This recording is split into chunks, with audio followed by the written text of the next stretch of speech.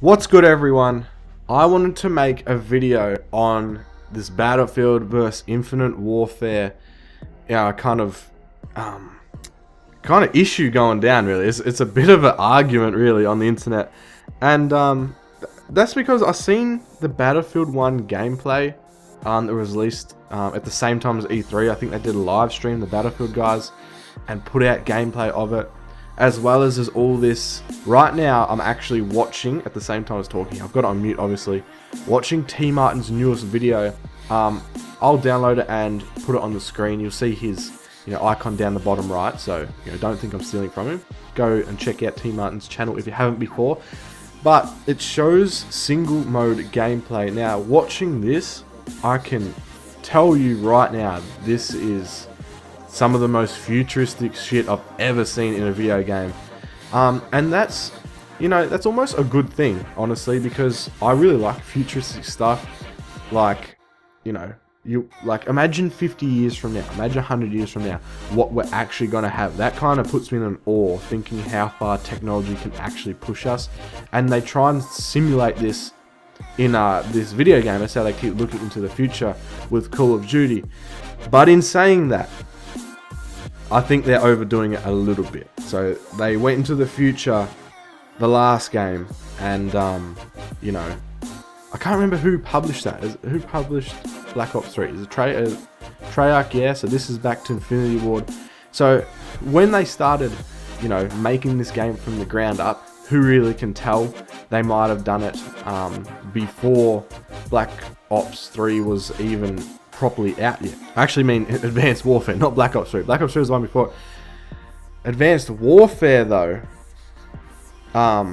people started having that stigma with it that they don't like future games and stuff. So if they started Infinite Warfare before Advanced Warfare, who really knows?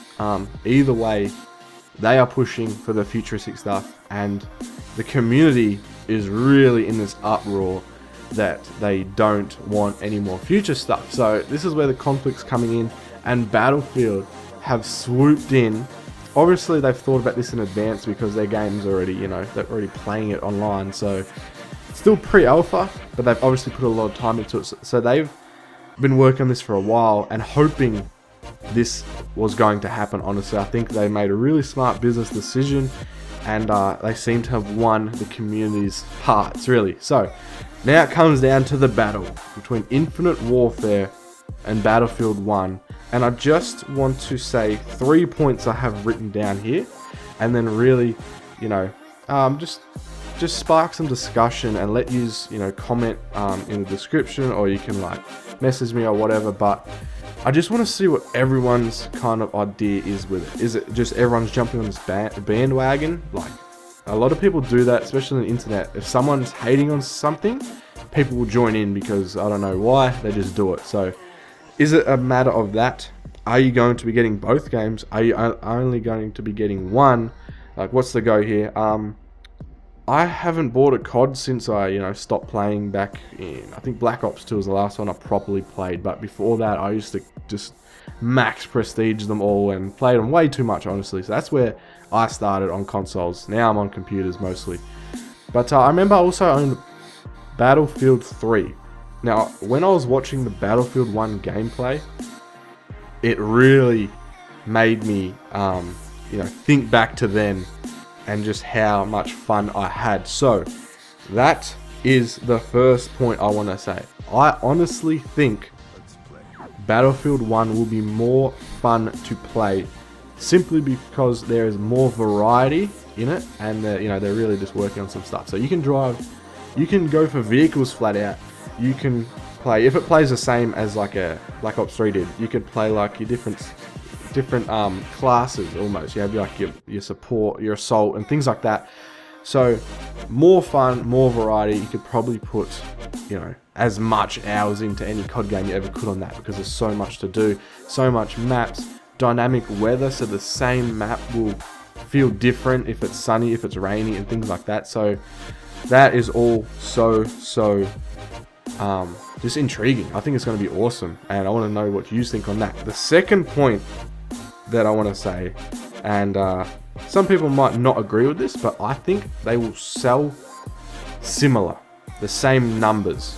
Now, why is this? Even though Battlefield 1 has the player base on their side, CoD is still going to make those Christmas hours. Yeah, everyone knows about the Christmas noobs that come on when, you know, the young teens get a console or the game for Christmas, and you know, jump on because their parents really didn't know anything. Like, there's parents out there, believe it or not, that don't know about this Infinite Warfare controversy going down. So they're just going to buy it for their kid because Call of Duty is the shit. They've heard about it from their friend's mum that also said, my kid loves this game. So they'll buy it for them. They're still going to sell about the same numbers, I think.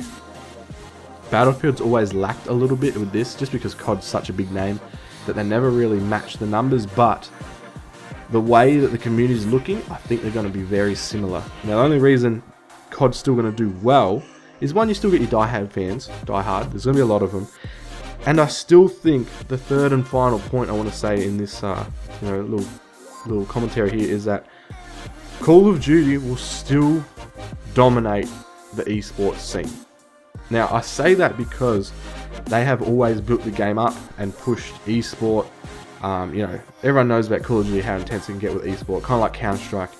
Battlefield, it just has so much, you know, dynamics, so many different things in it, tanks and missiles and things on the ground to take out, and the maps are so big, and, like, you know what I mean? So there's so much to do in it that it's too hard to make an esport out of, I feel like, and push it properly.